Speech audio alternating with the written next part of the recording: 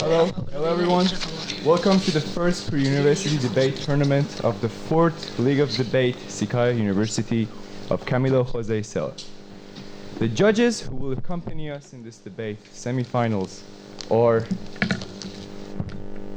Alfredo Betancourt is a coach and member of Complutense Debating Society. He has won several Spanish academic and BP debating tournaments and has passed the break as judge and as a debater in more than 20 debating tournaments.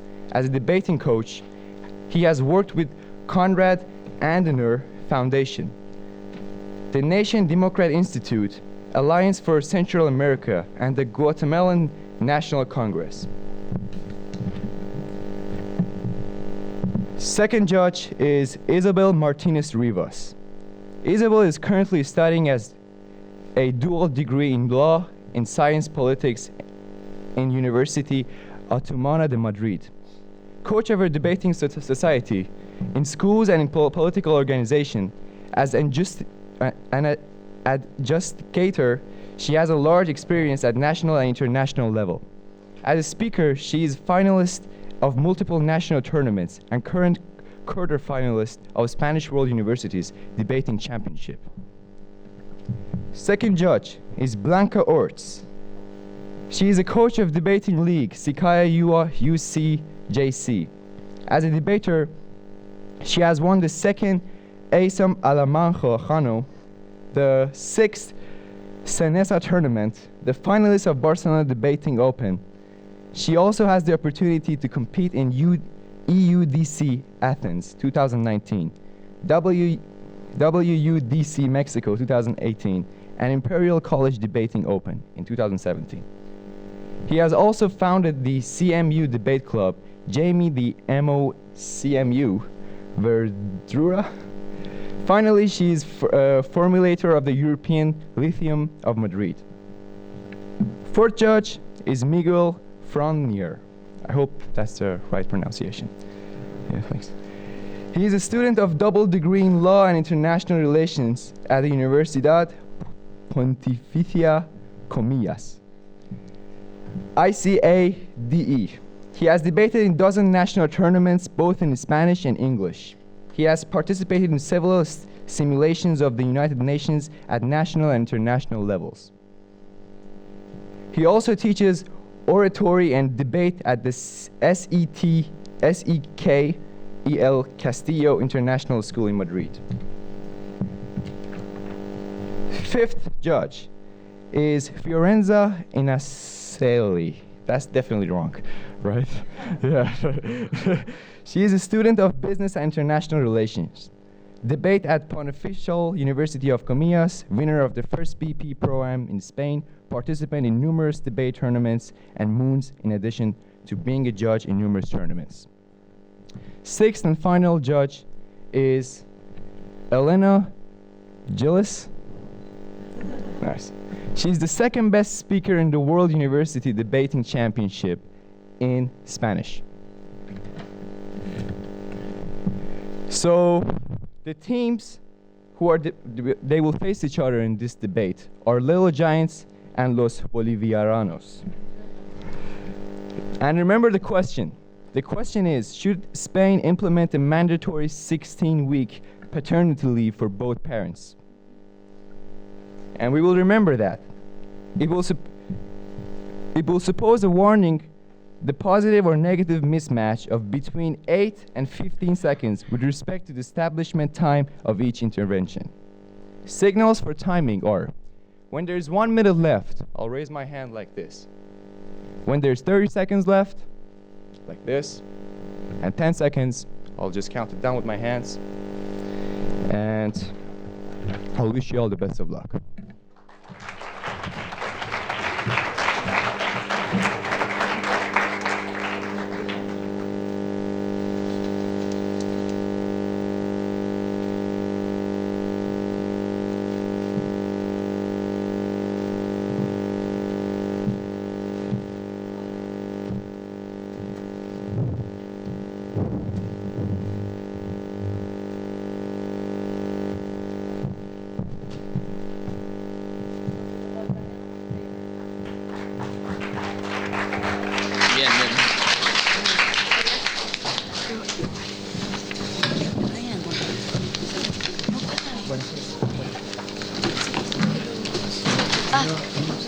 espera.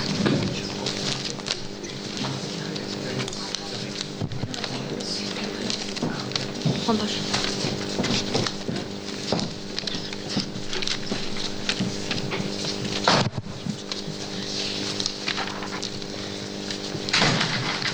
Listo.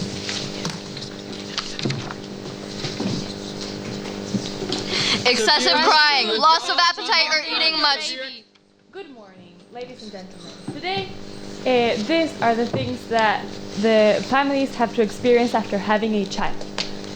Today we're going to talk about the question of should Spain implement a mandatory 16-week paternity leave for both parents. My team and I view as the only possible answer a yes. But first, it will be convenient to clarify a few things. The status quo in Spain is that it has a voluntary 8-week paid leave for men and a 6-week obligatory paid leave for women, in addition to 10 more transferable and voluntary weeks. A 16-week paid leave for both parents means that the system would be equal. So, yes, Spain should implement a mandatory 16-week paternity leave for both parents because not only would it bring psychological benefits to the family and the child itself, but also economic benefits for the state, families, and employers. We will support this thesis with two concise and solid arguments, an anthropological one and an economic one. First, our anthropological argument. Throughout history, humans have been indoctrinated to believe that women are better parents than men. Biologically, it is true that women do carry characteristics that unfoundedly enable the development of a child, such as the ability to conceive, to breastfeed, and the infamous maternal instinct. However, we're so saturated with these stereotypes because by the time the mother has reincorporated and gone back to work, she has become specialized in her ability to properly care of the child. If a mother enjoys 10 more weeks than the father, this will enable a stronger bond and emotional attachment to the child than the father. However, fathers have increasingly expressed their desire to be a part of the child's growth. In spite of this, these stereotypes that men are the main source of income in a household is still held to this day, hindering their ability to fulfill this wish.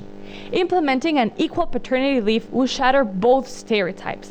For the mother, it will take weight off her arms. It will give her more time to engage with her newborn, resulting in more stable relationships, a stronger sense of parenthood, and numerous psychological benefits in terms of well-being and self-esteem for parents and children.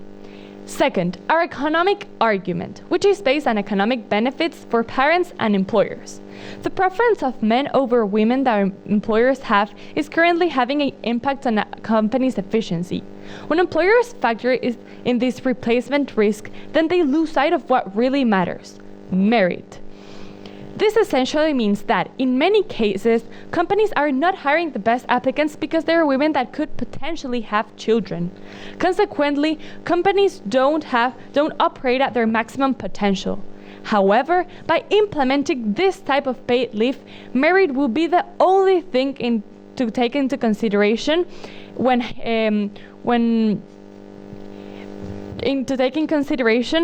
taking on a new person at the company. Why? Because men have higher this is also related to the issue of wage gap, which doesn't mean that women are paid less, but that men have a higher income than women. Why? Because men have higher paying positions, being CEOs, business executives. This is backed up by a study that found that countries with higher differences in paid leaves have a more significant wage gap. If we implement this type of paid leave, women could start reaching these high positions. Thank you.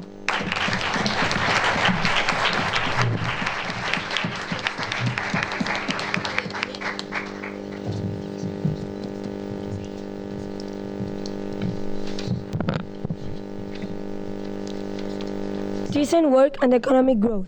The 8th target on the UN Sustainable Development Goals. A goal Spain will not accomplish if we implement a 16-week paternity leave for both parents. Spain should look forward to achieving these goals, and if we And if something will prevent that from happening, we shouldn't implement it.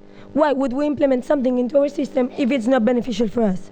Good morning, I'm Maria Spin, and today, alongside my teammates Ferran Casanova, Chloe Smith, and Martina Vigano, we are debating whether Spain should implement a 16-week obligatory paternity leave for both parents. Our answer is a definite no.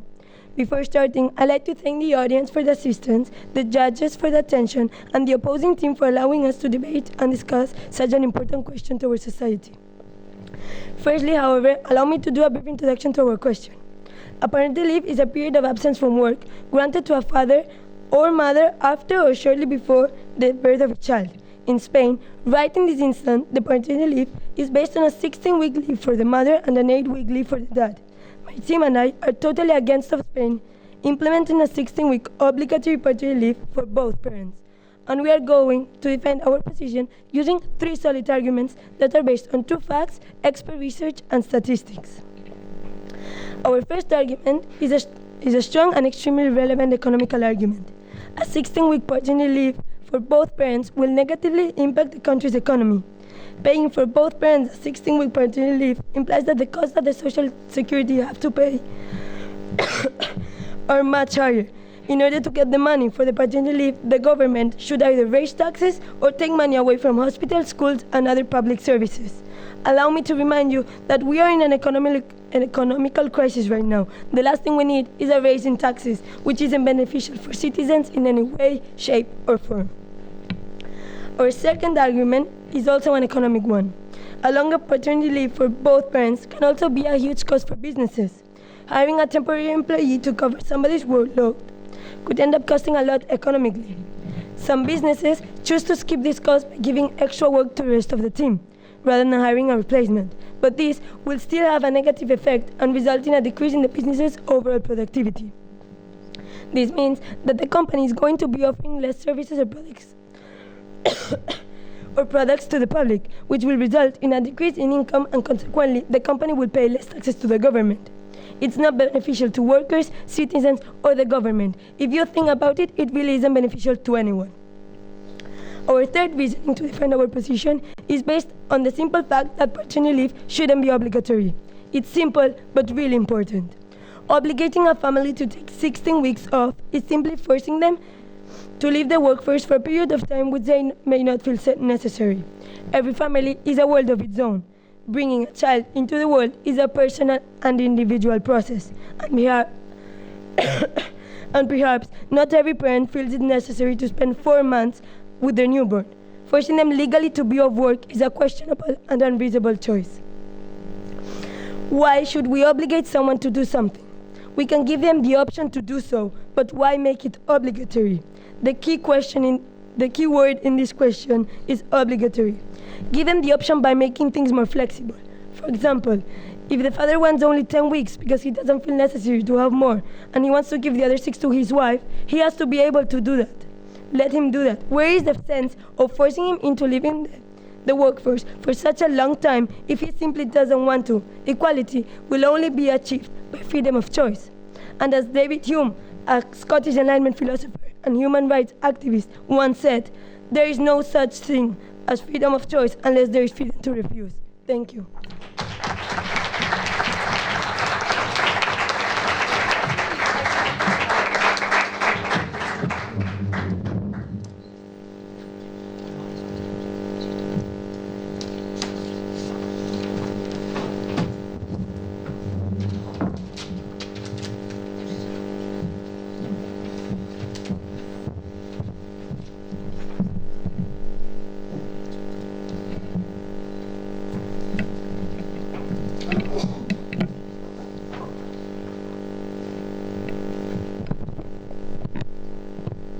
Good morning, ladies and gentlemen. My name is Monse Kobe, and regarding the question proposed today, should Spain implement a mandatory 16 leave for both parents, my team and I will defend that yes, they should. But beginning my discourse, I will begin by refuting the other team's arguments and then constructing my own.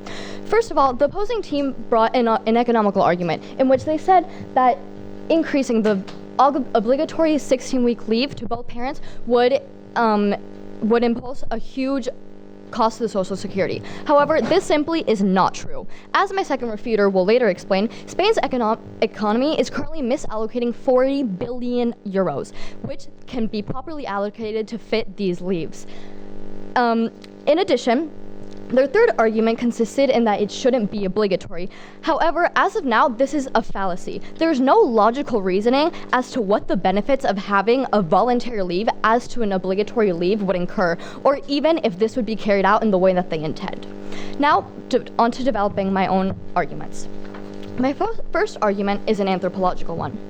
This relies on the right that both parents have to play an active role in the child's lives and be able to form emotional bonds.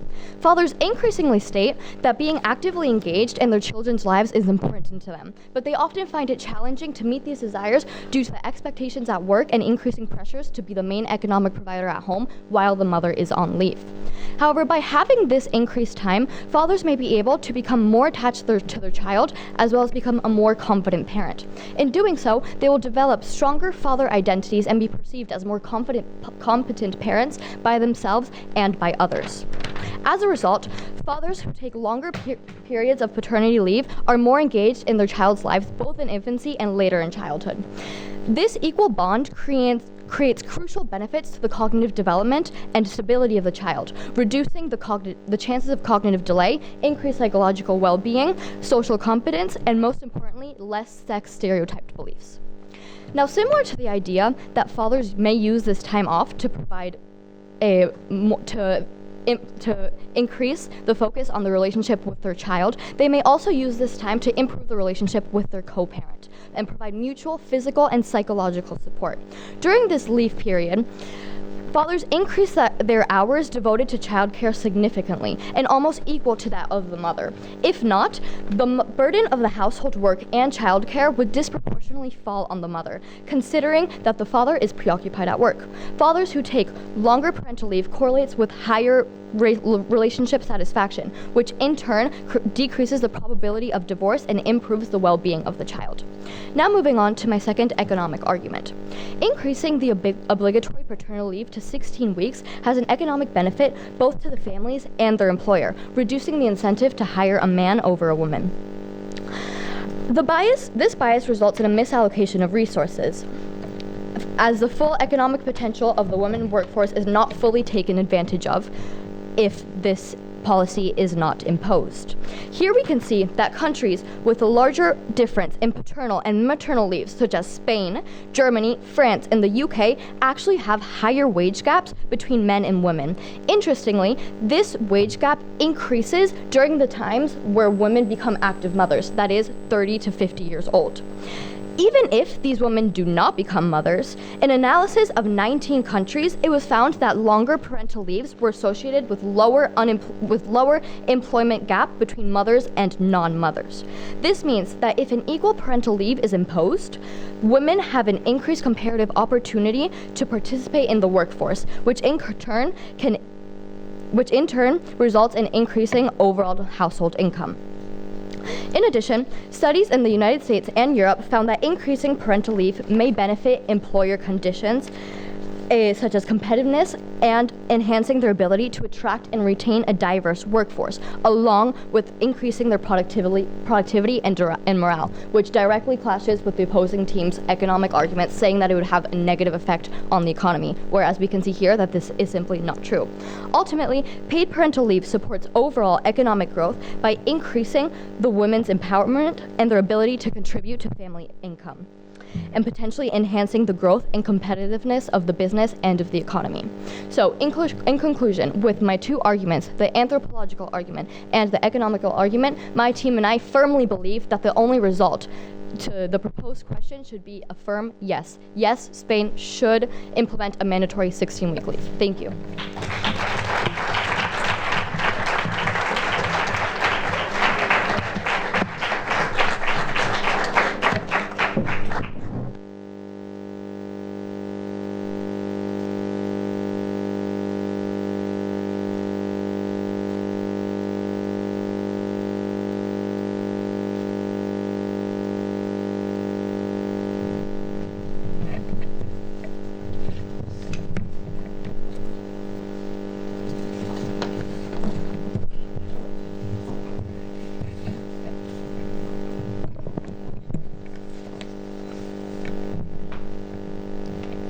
Good morning.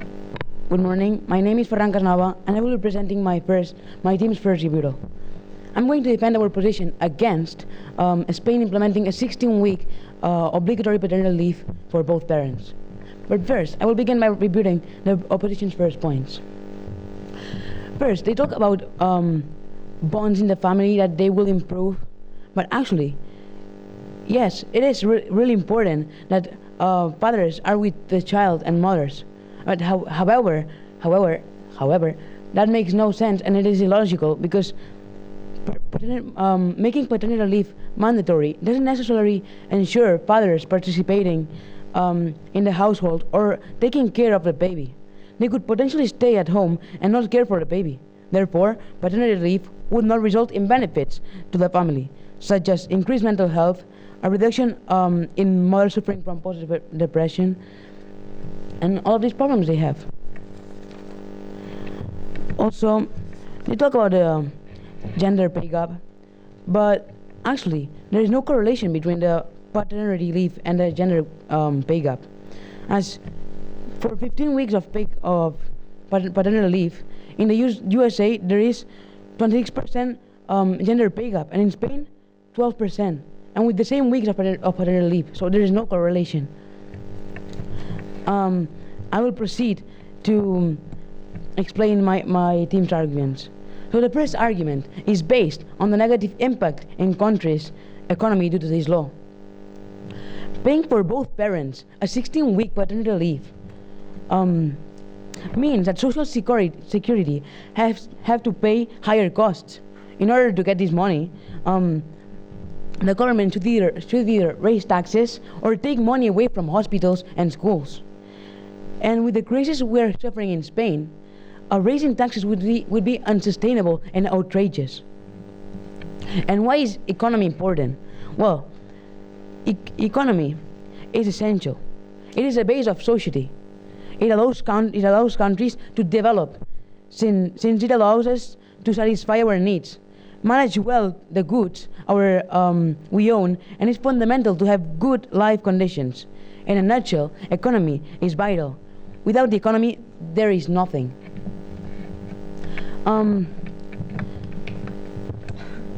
As you can see in an Europress evidence created in 2018 by epdata.s, a platform created by Europa Press, the cost of paternal leave is predicted to increase greatly in the following years and reach excessively high numbers for the government to pay. As you can see, in 2021, it is expected to that the paternity leave cost gets to €1.6 billion euros. And with all this money, we could help schools, we could help hospitals, and make our Spain, our country, much better. Also, our second argument consists in the problem this law would cause to businesses, which are many.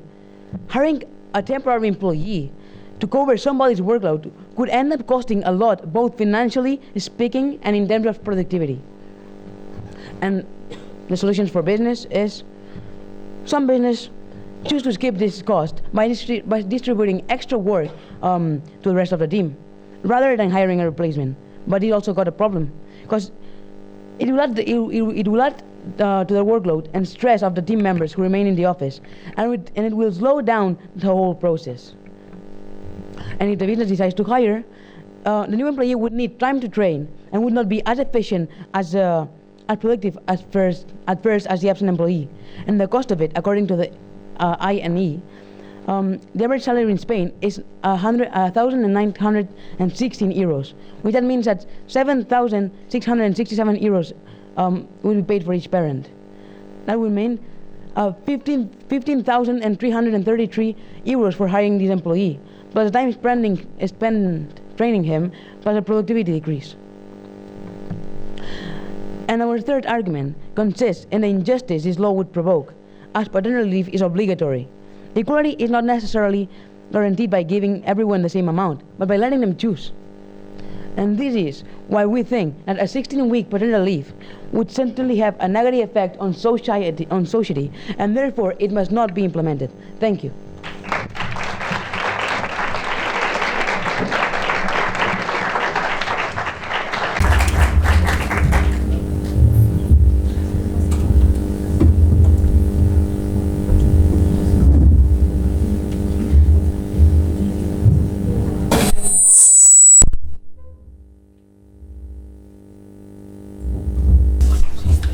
Teams, just to let you know,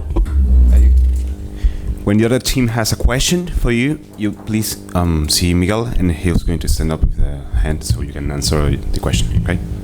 Thanks.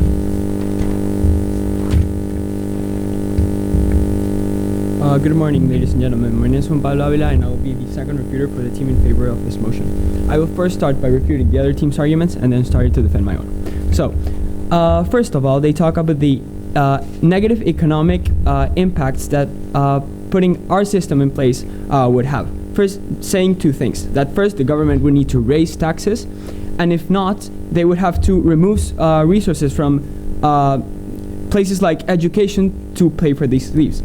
However, as my first refuter said, this wouldn't be the case. The only thing that would need to happen is for the government to reallocate 40 billion euros, which are now spent in passive labor policies, which this means, in other words, to promote employment, but not directly by hiring people.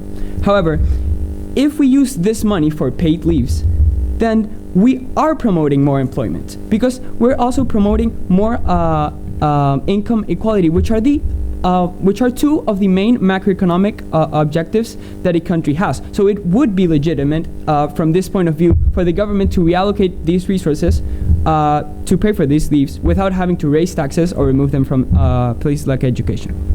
Then they talk about the negative aspects of this for businesses, saying first that it's costly to hire someone new in terms of sheer amount of money. However, this is false, because paid leaves are paid for by the state, which we have proved that the state can afford to do. The companies would absorb no extra cost. And they also said that temporary replacements are bad for productivity. But the reality is that they are also defending a model in which people can take leaves. So those leaves would be shorter than ours. So if we defend 16 weeks, which is more than them, these replacements will have more time, more experience, more adaptability, and obviously would be more productive than their shorter term replacements. Plus, when the parents return, because they have 16 weeks, they're more well rested, which also promotes productivity when they return to work. And then their last point, in which they say that the paid leaves shouldn't be obligatory, they say that every family is aware of its own problems.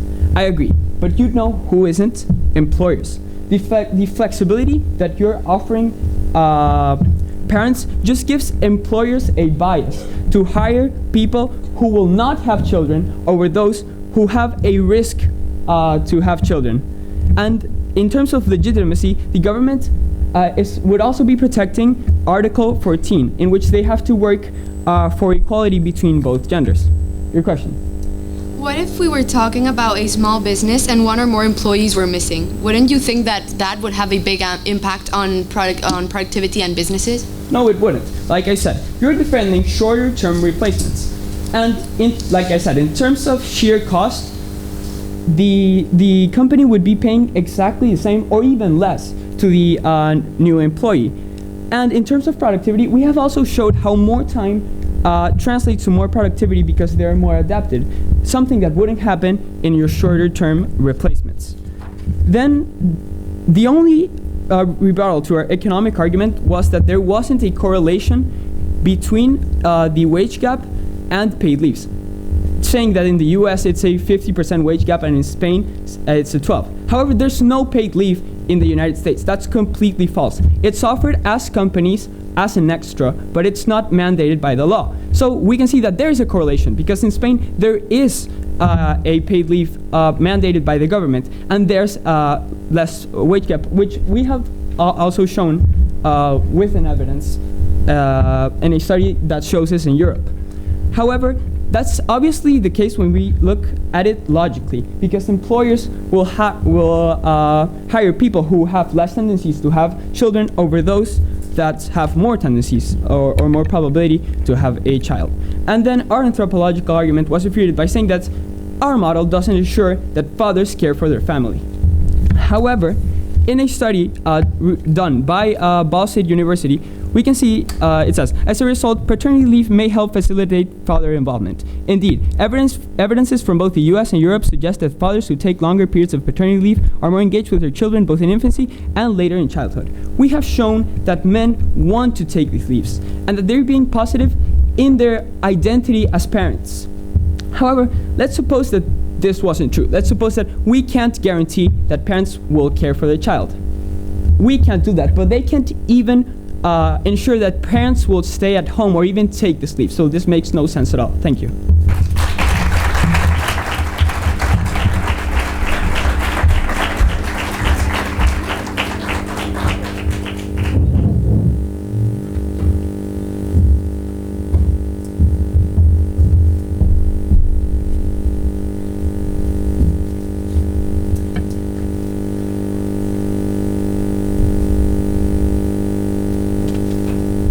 Good afternoon, my name is Chloe Axsmith and I will be presenting my team's second rebuttal. I'd like to remind everyone that we are against Spain implementing a 16-week mandatory paternity leave for both parents. I will begin by rebutting the opposition's points.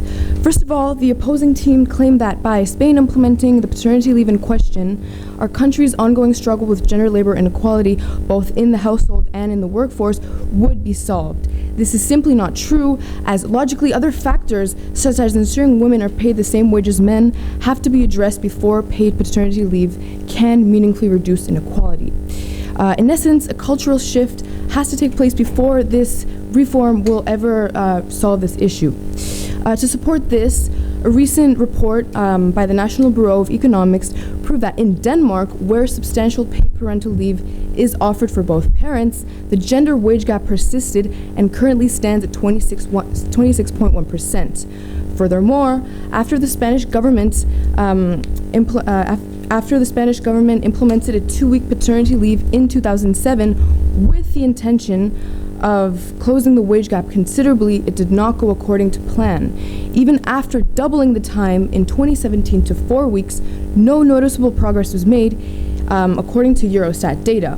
Believing that by offering paid family leave to fathers, existing gender imbalances will disappear is wishful thinking. Why should 16 weeks be implemented when in the past no positive effects on our country's gender wage gap were noticed?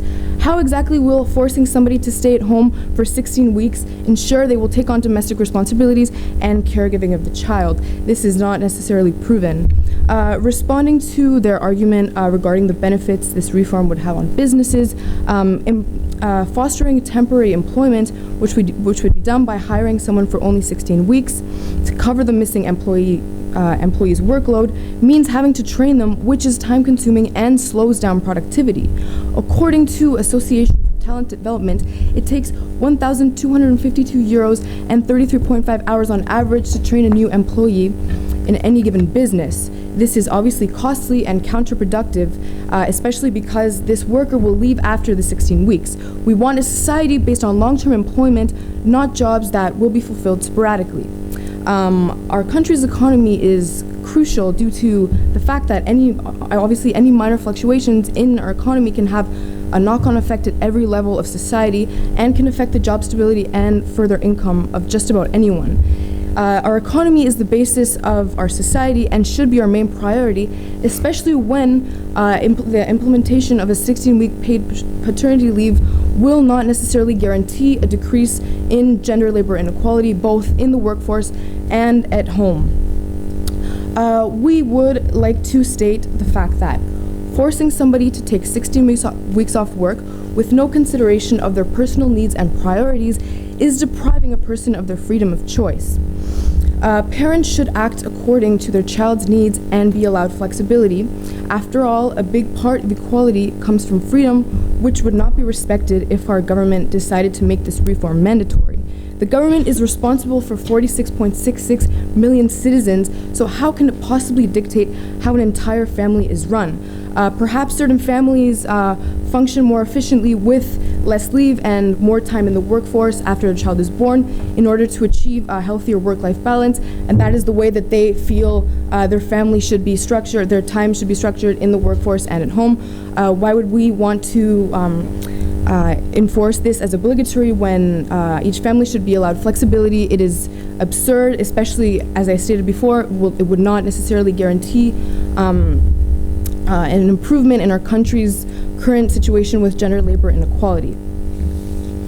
Our team would like to reiterate the fact that Spain implementing this obligatory paternity leave would be unnecessarily costly, especially in the midst of Spain's economic recession, and it would not be an effective solution to end our country's current fight to achieve a gender equal society. We cannot prove that by implementing this leave, fathers will be more engaged in the household, and this will stimulate mothers to go back to work. This cannot necessarily be proven, and especially when it is so costly for the company to hire a new employee or cover the employee's vacancy by distributing the work amongst the remaining employees.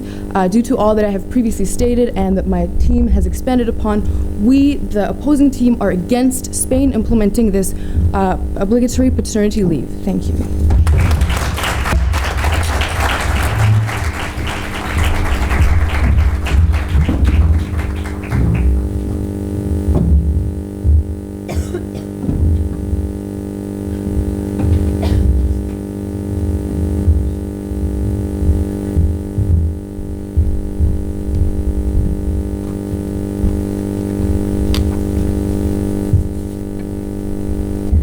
Good morning, my name is Martina Vigano, and I will proceed to do the conclusion for this debate, in which her position is completely against introducing a 16-week paternity leave.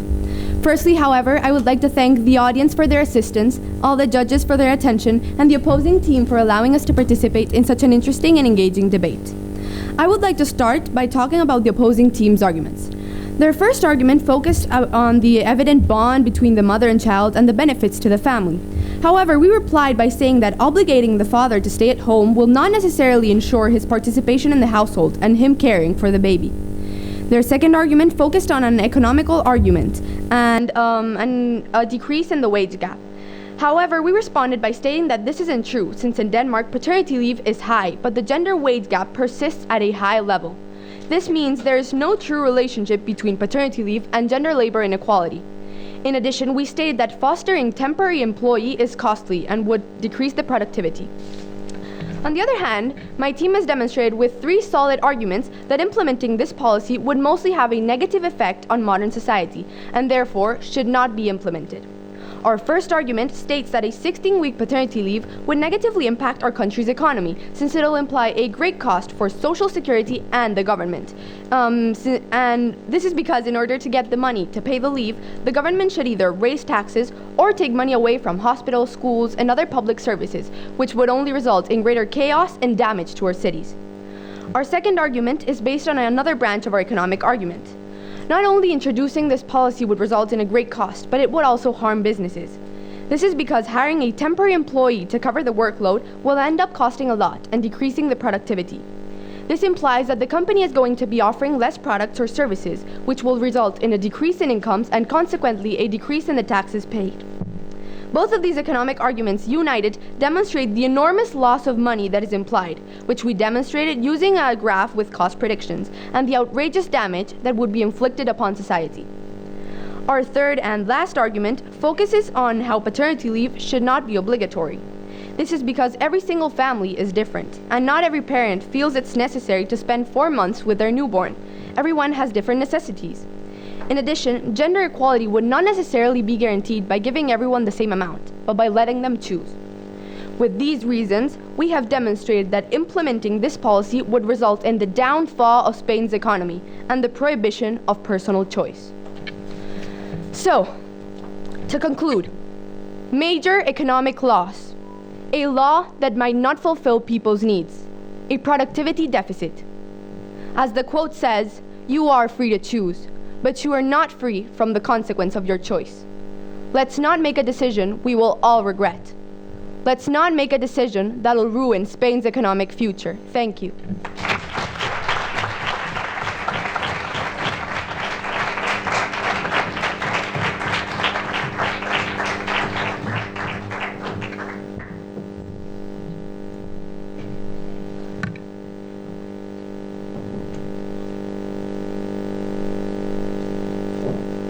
Ladies and gentlemen, my name is Hannah Saiz, and our team takes the position of in favor of the proposition, and I will conclude this debate. Our first argument is anthropological, and it is based on that it fulfills the father's desire to be a part of the child's development, takes weight off the mother's shoulders, and reduces sex stereotypes. The team against the proposition refuted this argument by saying that it is illogical and it doesn't ensure that parents' participation or that they take care of the baby and that they might stay at home. However, it was meant to be asked in the question, but the other team didn't acknowledge it. Their policy also has the risk of parents not taking care of the child, and in addition, our team has a study that proves that it facilitates the father's involvement and that men want to take the leave. And it also ensures that parents at least stay at home, unlike their system, which doesn't even ensure it. Our second argument is economic, and it is based on that merit will be the only thing considered and that wage gap will be reduced. However, the team refuted this argument by saying that there is no correlation of this in the USA. The USA, as said by our second refuser, doesn't have paid leaves by law, and there are only extras that companies privately offer, and our evidence proves that in Spain there is a correlation between these two factors. Their arguments against the proposition fall on themselves, and I will prove this by stating their arguments and the refutations made by our team. Their first argument was economic, by saying that it negatively impacted on the economy and that government would have to use resources from the school or have to raise taxes, etc. However, this is not true because Spain, as said by the second refuter and the first one, is misallocating 40 billion euros that could be used for the leave and that consequently promotes employment. Also, it reduces the incentive to hire men over women. There's a larger difference between parental and maternal leave. A larger difference between parental and maternal leave leads to a higher wage gap. And longer parental leaves lowers employment gaps between mothers and non-mothers, as proven all by the first refuser in my team. Their second argument was that businesses employing new employees reduces productivity and is not beneficial to anyone in the world. However, this is false because paid leaves are paid by the state, so there's no extra cost, and also the state can afford this, as proven by the second refuter, and the replacements will be more productive in our system. Plus, parents will be more well rested after the 16-week leave. Their third argument was that it should be non-obligatory and that every family is different and should be flexible and have the choice. However, our first refuter proved that this doesn't guarantee that parents will use the time to take care of the child. Thank you.